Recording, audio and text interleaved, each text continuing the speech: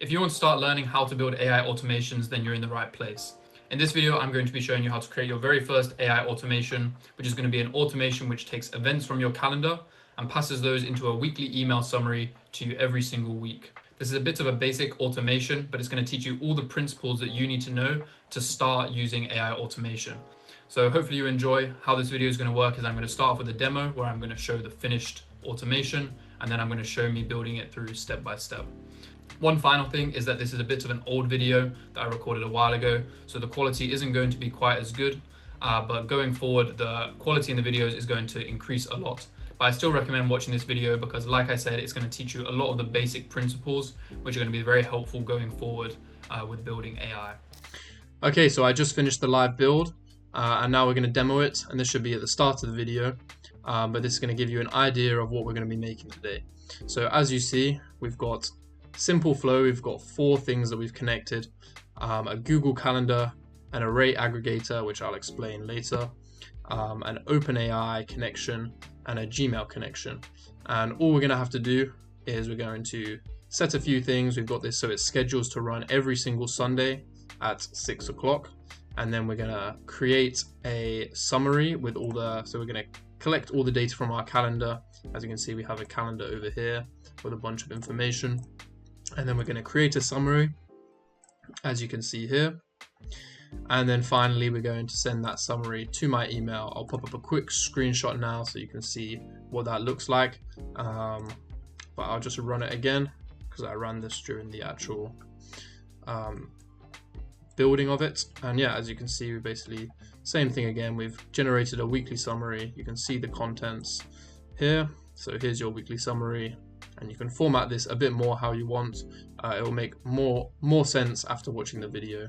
So that's basically all there is to it. So now I'll head back to the past version of me who's going to do the live build.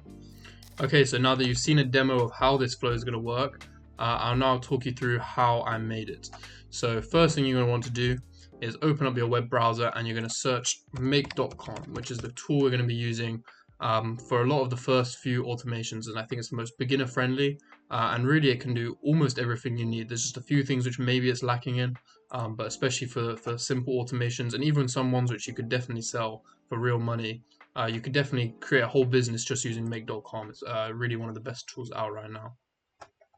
So yeah, you're going to want to sign in or create an account if you've not already got one, and then it's going to take you to a dashboard looking like this, and we're just going to create a new scenario. So this is what you're going to do every time that you want to create a new workflow, and then you're going to be taken to this workspace.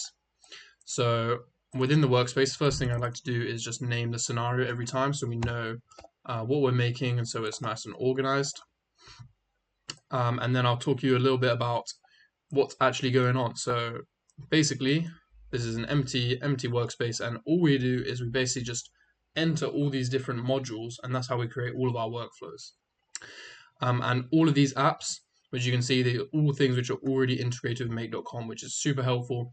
So you don't have to set up any API keys or anything for a lot of these. You can basically just click on them, and then all the functions are already sorted. You just have to sign in through your Google account or through whatever account you have. Today, what we're going to be doing, as you saw in the demo, is we're going to be using a calendar. So all you want to do is you want to search the app that you want to integrate, in our case Google Calendar, and then you want to select which module you want. So this is the different things you can do with your calendar. So we can either, as you see, either watch events, we can search for events, we can get events, we can create an event in the calendar, you can update an event. And what we want to do for our one is we want to search the events. So we want to see all the different events within our calendar at a specified date, and then we want to summarize those. So we're going to click on search events. So now that we've clicked on that, it's going to bring us to our connection. If you've not used this before, you're going to have to add a connection. In my case, I'm just using a Google connection, so you can just click connect, sign in with your Google account or whatever account you want. For calendar, probably Google account is best because we're using Google Calendars. And then what you're going to want to do is you're going to want to click on your calendar ID. This is a random old Google account I have, so don't go spamming me emails or anything. And then yeah, once you've selected your calendar that you want to be taking the information from, we're then going to want to put in a start date and an end date. So as we picked earlier, we want to search events, but we need to say what events we want to search. And in our case, if I go and open my calendar, I've kind of made just a little empty calendar, but for this demonstration, I've put in some made up events, which are going to basically be the things that I'm going to be doing theoretically the next week, so I can go in and summarize this. So what we're going to want to do first, probably what we want to do actually is we're going to want to put in a trigger. So what a trigger is always going to be at the start of your workflow. And whenever you have a workflow, since it's going to be something that's running in the background, you're not going to always be on the app clicking, telling it when to run. You need something which is going to start causing it to run. And as you'll see over the course of this series, there's a wide variety that you can use. Some ones which are when someone maybe adds something to a form, or someone clicks on a certain link. In our case, we're basically just going to want to set it at a specific time and a specific day of the week. And what I'm going to do is going to do Sunday in the evening, which obviously makes sense because we want to get a summary for the next week. Makes sense to give the summary Sunday evening so that we can see what we have the upcoming week, and we're going to save that. So now how this is going to work, we don't want to activate it yet, but now how this is going to work is every single week on Sunday at 6 p.m. it's going to run our automation once we have it activated. Next thing we're going to want to do is we want to specify which date. So now that we know that this is going to be running at Sunday at 6 p.m. now we can start using some functions to determine when it's going to search from. So unfortunately, you can't just select, I want to check the following days. You can't just write that in simple terms, but you can do something very similar by inputting these different functions and operators and things like that. And if you're ever confused on what you should specifically put into these boxes, a lot of the time AI can also help you if you use something like a ChatGPT or Perplexity AI or anything like that. So what we're going to want to do here is we're going to want to use a function. So you're going to start with a dash. And in this case, you want to use this add hours function, which is going to take a time or a date. As you can see here, you're going to take a date and it's going to add a specific number of hours. So in our case, since we're running at 6 o'clock on Sunday, we want to then take the time that it runs. So we're going to use this now function. And then every 6 o'clock of Sunday is going to pull the exact date and time, and then we want to add hours. So since we want to check from the start of Monday, what we're going to do is we're going to add 6 hours, so it's going to run every Sunday, and it's basically going to see from basically midnight on Sunday or the very, very start of Monday. It's going to search from there. Similarly, for the end date, we want a similar function, which is going to be this add days function. And what we're going to want to do is we're going to want to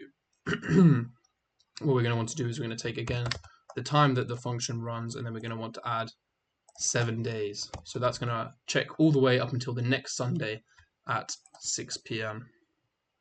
If you wanted to get fancy, you could obviously also add in an add hours and make sure that it actually goes to Sunday at midnight. Since this is just a demo, I don't want to overcomplicate things, so I'm going to leave it like this. So hopefully that makes sense. And then for the rest of these boxes, you can kind of read what each of them does. The only one we want on is single events check to yes. So this means that if there's a reoccurring event, it's going to see them all as individual events rather than just one event. And then the rest of the things we can leave. Limit is the number of things that you're going to get as results. Normally, obviously, you're going to want as many results as possible, but it's helpful to limit it so that you don't have too much data from the start, so you can just check that things are working. So right now, I'll keep it limited to 10, but we're going to want to change that at the end. So we'll save that. Okay, so the next thing we're going to want to do after we've created our calendar is we're going to want to take the information from the calendar and we're going to want to summarize it. So for this, we need to use another tool, and this is probably one of the most helpful tools on make.com, which is the ability to call out to an AI and basically message it and get it to complete a task for you. So you can kind of think of this as messaging ChatGPT almost with your information, and it's going to basically do something with the information for you. It's a little bit different in the sense that we need to basically give it some information to let it know what it has to do. We need to select a model. And before I do that, I'm going to quickly mention, so when you set this one up, it will be slightly different to the other one. You can't just connect with your Google. You do also have to go and collect an API key. So what you're going to have to do here is go to OpenAI.com. Go here, and you're going to want to go to your API keys here. And this is where you're going to be able to put in an API and connect it. There's loads of videos online which explain this, so if you're confused, just go and search that. And the other thing you're going to have to do is you're going to have some sort of balance in your account. It doesn't have to be a lot, but you're going to have something. I just made this account for these tutorials, so I've only got about £4 in here, or $4. But even that will be plenty. And that will probably be able to cover almost all the automations I'm going to do. It's only really when you're running something full time, if you're running something with 1,000 inputs every single day, that the money's going to start adding up. But you do need to have something in your account. But that's one of the nice things about Makeup.com is that other than that small amount, you basically don't have to pay anything to create all of these. And it's not just this one that I'm making. A lot of the automations I'm making, you can basically cover just with that small API cost and nothing else. So now that we've made our module and we've connected, we want to go into here and we want to select our type of module. I'm just going to start with GPT-4o. You can always do research on the different systems, some which will be a little bit less advanced but will be cheaper, and then some which will be more advanced will do deeper thinking and create some really high level answers where it's going to cost you a little bit more every time you want to call the API. So now we've selected that, what we need to do is we need to add messages. So we need to basically tell it what it needs to do. So the first thing you always want to add is a system prompt or a system message, which is basically telling it what it needs to do. So for R1, we're going to say to it, you are, let me just get this out of the way. So you are a helpful weekly summary generator. Yeah, something simple like that. Obviously, with more advanced systems, you want to be very smart with how you write your prompt, and a lot of that can come from practice and also using different tools which can write your prompts for you. But for now, we really don't need to put too much thought into it since it's quite a simple task. And the next thing we need to do is give a user role. So this is going to be basically our input into the system, telling it what we wanted to do more specifically. Again, this is as if you're messaging ChatGPT, giving it a message. And for this prompt, I have already prepared something just to save time because it does take a little bit of time to write out. Here we have it. And you're basically just giving it context on what it needs to do. So as you can see here, the one I've written out, you can change it slightly by saying that our job is to create weekly summaries from events in a calendar. Your job is to take the calendar events and generate a weekly summary of what is coming up and use the following format. And this is the similar sort of thing you want to do a lot when you're writing these prompts is you really want to guide it, give it formats, you've got to show it examples of what you need it to do. And then once you've given it a few high level examples, it can be really good at replicating that. So I've just said I want to have it in the format where it says the date, groups all the things on the same day together, and then gives a list of all the things which are going to happen on that day, as you can see here. And then finally, I've added a rule. This is something that, again, you'll probably run into problems. I ran into a problem doing something similar to this before, which is related to the fact that a lot of the data is being passed in the wrong time zone because they have basically like a standard time zone that they'll pass the data in, but really you need it to be in your specific time zone. So for me, that'll be GMT because I'm in England. So I just gave a specific rule saying to make sure that you always add an hour so it's in the right time zone, and gave an example again. And then finally, you want to give it the data to summarize. So you want to go to your calendar and you want to put in the data.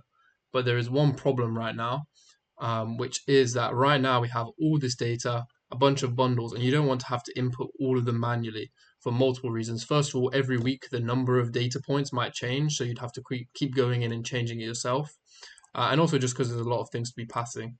So the way we do this is what we can do is we can put it all into an array. So what we're going to have to do here is we're going to want to quickly unlink this and add something called an aggregator, which you'll kind of pick up a few of these tools. There's only really a few that you need to learn, and I think over the course of me doing these 30 automations over the next 30 days, you'll definitely have seen all of the ones you need to know. And how this basically works is it takes a group of data and puts it all into one array. So what we do here is we select the source module, which is our Google Calendar, and then we can say the type of fields we want. We can just select all the fields we want to aggregate into one array. And a lot of this is all nonsense. We don't need any of this. If you wanted specifics like location, you could put that in. I'm not going to do it for this because we're just keeping it simple. All I want is the summary, the start, and the end. And I'm going to save that. And then to quickly test, just to make sure that we're getting it in the right format, we can quickly do run once. And we can see now, instead of having all these different input bundles, we just get one output, which is an array. And if we look at the array, we have all these different elements, which are all these different starts and whatnot. So now we can connect this to our GPT. And since this is now in a format that we can use, we can click on here and we can input the array data. I might have to quickly run this again actually, just so it can be passed, just so it knows that the array data exists. So sometimes you need to do it like this. But now that we know that the data exists, we're going to want to go here. Here's the data summarize and tell it that we wanted to summarize the array. So this should all be good now. Let's just check and see that it's working as we want it to.